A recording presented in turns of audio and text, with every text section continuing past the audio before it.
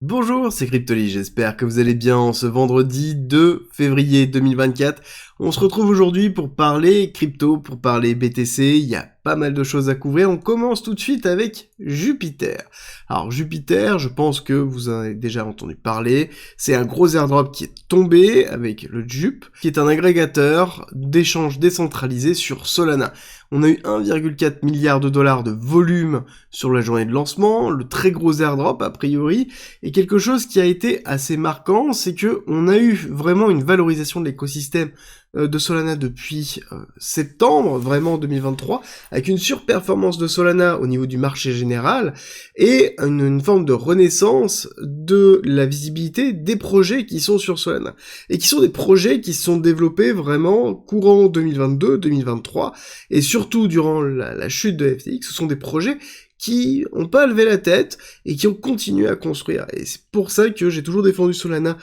sur cette période-là, parce que les mecs étaient en train de bosser et se posaient pas la question est-ce qu'ils vont switcher de chaîne ou pas. Et ça, généralement, c'est signe vraiment de grosse qualité. Et quand on voit des projets comme Jupiter qui sort la tête de l'or, ils ont un très gros marketing, mais la tech qui est derrière et la valeur ajoutée qui est proposée à Solana à travers Jupiter est vraiment très intéressante et c'est un protocole que je vous invite à aller regarder.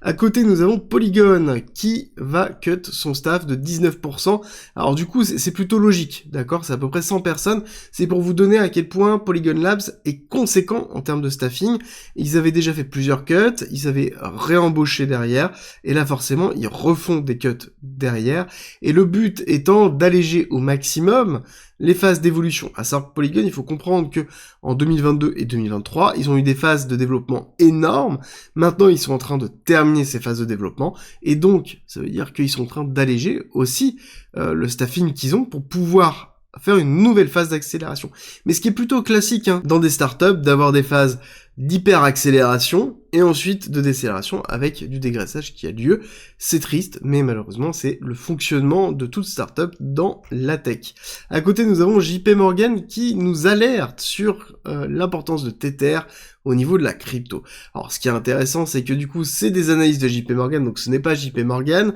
mais il y a toujours ce type de phrasé qui me fait beaucoup rire, mais ça n'empêche que, à l'heure actuelle, oui, il y a des risques le fait que Tether soit majoritairement le stablecoin le plus utilisé dans l'écosystème crypto. Mais c'est pas parce que c'est Tether, c'est parce que c'est un seul et unique stablecoin. Encore une fois, la problématique que l'on a, c'est que on va avoir une centralisation des assets qui vont être sur une ou deux sociétés, et là ça pose problème, parce que ça veut dire que on a la majorité des cryptos qui reposent sous une forme de collatéral sous-jacent sur un stablecoin, que ce soit l'USDT, que ce soit l'USDC, que ce soit le DAI, il y aurait un risque systémique à partir du moment où on dépasse systématiquement les 50%. Et là, c'est le cas. Après, c'est vrai, on va pas se cacher que Tether va n'est pas forcément compliant sur tous les domaines, parce que n'est pas forcément le plus transparent sur la composition de ses assets, mais néanmoins, ça n'empêche que il est tout aussi solide que Cycle dans sa façon de faire. Oui, Tether est peut-être moins transparent que Cycle, mais par exemple quand on regarde ce qui s'est passé au niveau de la SVB et sur Cycle, à partir du moment où on savait qu'il y avait 3 milliards dans la Silicon Valley Bank à Cycle, l'USDC a des payes instantanément. Alors bon, après il la repaye, mais il faut bien prendre en considération que oui, Tether c'est plus opaque, mais ça n'a pas forcément un point positif d'être totalement transparent par rapport à ce qui s'est passé au niveau de Cycle.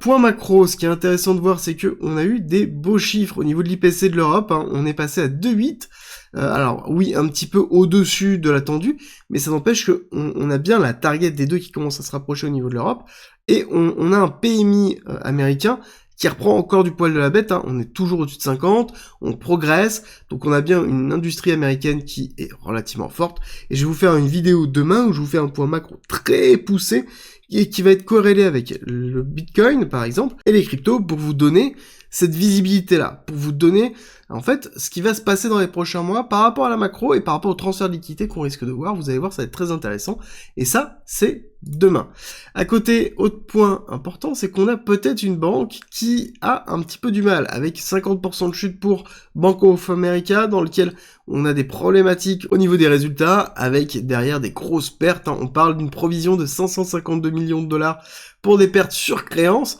Donc ça voudrait dire que potentiellement on aurait des défauts de paiement, et donc il y a une véritable question qui va se poser, est-ce que oui ou non on se retrouve sur une nouvelle crise qui va être autour des banques régionales américaines, à savoir qu'on termine dans quelques mois la fin en fait du joker qui a été donné par la Fed suite à la crise de SVB, d'accord? Donc ça veut dire que l'aide au niveau des banques régionales va s'arrêter, et que va-t-il se passer lorsque ça va se passer? Est-ce que oui ou non on va avoir une continuité du bank run? Est-ce que là le fait d'avoir des résultats très forts et avoir une chute réelle au niveau du pourcentage d'une banque va entraîner un bank run? Est-ce que les défauts sur les crédits peuvent mettre à genoux le système bancaire américain? Dans tous les cas, je pense qu'on aura une réponse assez rapidement et une intervention de la Fed assez rapidement aussi. Ça, encore une fois, on en parlera samedi. Mais du coup, quel est l'impact au niveau du S&P 500? J'ai envie de vous dire qu'on a rattrapé absolument tout le mouvement qui a eu lieu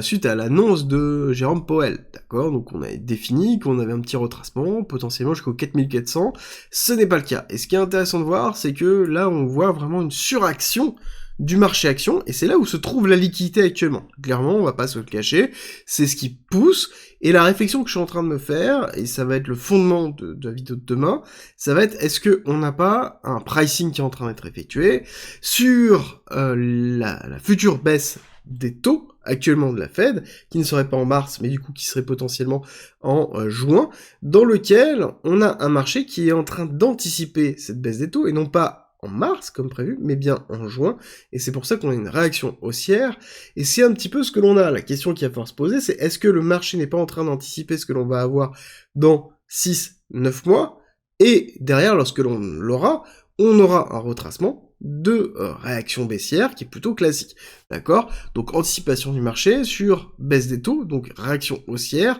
sur une typologie qui va être entre 180 et 250 jours, et donc qui est pour moi cette box-là, que je vais laisser, qui sera potentiellement une zone où il faudra réfléchir si oui ou non on a une consolidation pour repartir à la hausse, ou si on a un retracement, et ce sera un retracement, en tous les cas pour moi, pour retester les différents ATH, avant de repartir. Je pense que le fait de casser les ATH, voire d'aller beaucoup plus bas, alors peut-être oui le gap CME 4600, mais ça me semble quand même très très bas, maintenant au vu des accélérations haussières que l'on a, et au vu de l'économie américaine qu'on est en train d'avoir, parce que on voit les chiffres, on voit qu'il se passe quand même beaucoup de choses. Encore une fois, on va revenir sur des points, vous allez voir, très très précis au niveau de la vidéo de demain, mais là déjà, on a beaucoup de choses qui nous disent que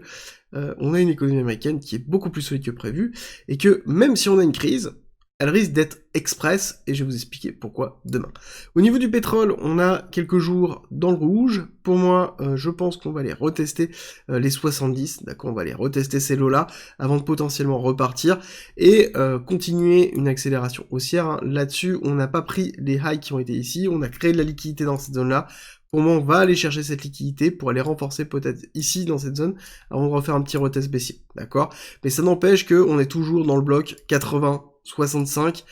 qui est le bloc dans lequel, tant qu'on le maintient, on a une inflation qui est sous contrôle, et on a un pays, les pays de l'OPEP qui sont haussières, qui n'ont pas peur de rester dans cette zone-là. À côté, on a le niveau qui a été donné au niveau des obligations américaines des 10 ans, sur une baisse qui est plutôt intéressante. On n'a pas cassé le plus bas ici, qui va falloir tenir, enfin qui va falloir casser, pardon, au niveau des 3,78, mais on n'est pas loin, d'accord, on n'est pas loin, on avait un petit rebond qui nous faisait un petit peu peur, mais tant qu'on cassait pas ici ce petit high là, on était plus dans une forme de retest bearish comme je vous l'avais expliqué, et là on est dans une continuité, donc là il faudrait valider cette continuité par la rupture de ce lot là. À partir du moment où on a fait une rupture ici, on aura bien une descente qui se fera sur les obligations américaines, et ça sous-entend qu'on irait chercher potentiellement les 3,2 qui serait le niveau suivant, très important, pour valider notre baisse, et donc la pression effective sur l'économie américaine avec les obligations à 10 ans. Et donc ça voudrait dire aussi qu'on aurait une baisse du dollar américain qui sera entraînée par le désintérêt des obligations américaines, et donc derrière peut-être un petit peu plus de volatilité positive pour les assets à risque comme le Bitcoin. Bitcoin dans lequel on est toujours dans cette phase d'accélération haussière, hein, où on a eu, hop, première phase d'accélération sur 2023, consolidation, deuxième phase d'accélération qui s'est clôturée en janvier 2024, donc globalement on a eu deux phases en un an, quasiment, mois pour mois, un an dans lequel on a eu vraiment que de l'accélération, et c'est plutôt normal après d'arriver sur une forme de léthargie et de respiration en préparation du halving, qui plus est, et dans tous les cas, quand on regarde ces phases d'accélération, on a toujours des phases de respiration. Est-ce que ça va être une respiration qui va être baissière? Ça importe assez peu. L'important, c'est de profiter de ces phases de léthargie pour mettre en place son plan d'investissement. C'est toujours le plus important. Quand on a un moment de calme, c'est là où on va respirer, et c'est là où on va valider est-ce que oui ou non le plan qu'on a mis en place a marché, est-ce que oui ou non on a un plan, comment on réajuste son plan, et ça c'est toujours très important. Pour rappel, je vous ai mis à disposition ma stratégie d'investissement gratuitement en commentaire en description. Si jamais vous posez des questions, vous avez tout en commentaire en description, vous pourrez y répondre de façon très concise. Au niveau du BTC court terme, ce qui est intéressant de voir, c'est que on a quand même ici un maintien des lots. Je vous l'avais dit que là, tant qu'on maintenait ces parties-là, ça voulait dire que on n'était pas baissier, d'accord? Donc là, c'est toujours le cas. On voit bien qu'on a une belle réaction haussière, mais encore une fois, qui ne va pas casser le high ici. Donc je pense qu'on va se retrouver dans une belle compression, qui va durer pendant certainement le week-end, qui va se terminer comme ça, tac, et donc on va avoir un petit peu de mouvement, peut-être aujourd'hui, un petit peu aussi baissier, mais on va avoir un week-end qui va consolider, et ensuite on aura une validation du mouvement sur l'ouverture du marché, soit asiatique, soit l'ouverture du marché américain, donc soit lundi potentiellement à 2h du matin, ou dimanche 22h, ou soit lundi 14h. Mais dans tous les cas, je pense qu'on est toujours dans une phase de consolidation. On crée énormément de liquidités au-dessus et en dessous. Surtout en dessous, on va aller le voir tout à l'heure, mais c'est cette liquidité-là qui est en train de se créer, je pense, renforce beaucoup de choses, hein, d'accord? Parce que là, on a vraiment des zones de polarité, on est au milieu du range que l'on a depuis un certain temps, on a une zone basse, une zone haute, pour moi c'est la zone dans laquelle je vais chercher à shorter ici dans les 45 200 à 46 200 et à acheter à longue entre 40 300 et globalement 39 500, d'accord? Donc ça c'est le bas de range et le haut de range dans lequel je vais attendre des déviations, donc des surextensions qui vont chercher de la liquidité. J'ai de l'imbalance qui se trouve ici, j'ai de la liquidité qui rentre ici, j'ai de la imbalance qui se trouve là, donc pour moi je risque d'aller travailler cette partie-là. Et si on regarde, hop, ici, au niveau de Kingfisher, on voit bien les blocs de liquidité de longue qui sont énormes. D'accord, on a un premier bloc qui est en dessous de 42 000, un petit peu juste en dessous en fait du prix, et ensuite on a un second bloc qui est juste au-dessus de 40 000, et qui correspond à l'imbalance que l'on a. Donc là, j'ai un gros appel de prix qui, pour moi, est vraiment présent. L'autre point important, c'est qu'on a un CVD spot qui tient, donc c'est-à-dire qu'on a un marché qui est plutôt agressif depuis qu'on a l'événement Sell the News, qui est présent, d'accord? On avait un marché qui était très peu agressif sur le spot durant toute cette phase de spéculation, et on a une reprise vraiment qui tient dans le temps sur plusieurs mois au niveau du CVD spot. Donc ça veut dire qu'on a une reprise du marché qui est en cours, ça ne veut pas dire qu'on ne va pas baisser, mais ça veut dire qu'on a derrière une forme d'accumulation qui est en train de se construire, et c'est ce que j'aime voir dans une phase de pré-bull run, d'accord? Là on n'est plus dans du spéculatif, le spéculatif c'est terminé, on est dans un événement Sell the News, mais cet événement Sell the News, on voit de l'accumulation qui est en cours, et c'est ce que j'aime voir dans du pré-bull run, et c'est ce qui est important de voir. Ça veut dire qu'on est au bon endroit et au bon moment, encore une fois, dessus. Et ça tout simplement parce qu'on est patient, et c'est toujours ça, il faut rester patient. Par contre, des choses que j'aime pas forcément voir, c'est que on a durant cet événement-là les positions des top traders qui sont toujours en baisse, on a ici l'open interest qui n'arrive pas à reprendre, même si on a une phase de consolidation qui a lieu, qui correspond en fait à cette phase-là, mais on n'a pas de positionnement long terme qui se fait sur les perpétuels. Donc ça sous-entend que la notion réellement levier est très peu présente, donc ça veut dire que c'est des mouvements qui sont plutôt portés par du spot, mais malheureusement on a toujours notre ami GPTC qui est toujours en train de vendre. Alors oui, c'est en train de se calmer, mais ça reste quand même très très présent. Donc à un moment donné, il va falloir patienter, encore une fois, qu'on ait une pression baissière de Grayscale qui diminue, pour ensuite repartir. Et ce qui est intéressant de voir, c'est que quand on regarde ici aussi sur le CME, on voit qu'on a de l'imbalance aussi sur le CME, et que la zone des 40 000, qui est le CME, enfin le gap CME qu'on a comblé lors du dernier mouvement baissier, qui est bien présent. Et donc pour moi, on a bien un appel de prix dans les 40 000, et comme on a un appel de prix au niveau des 46 000, mais le premier appel de prix qui est très fort, c'est les 40 000 qu'il va falloir surveiller, qui sera peut-être une opportunité d'achat. Surtout si on regarde ce qui s'est passé au niveau tout simplement des EMA, donc qui sont des moyennes mobiles exponentielles, on a la 200 qui est la grise, on voit que c'est un très gros support. Quand on la touche, on la maintient, quand on la casse, on va faire hop, cassure, pullback dessus, Deuxième phase de cassure, qui correspond en plus derrière à des niveaux très importants au niveau du range. Donc quand on a une forme de corrélation entre les deux, on pourrait très bien avoir ici,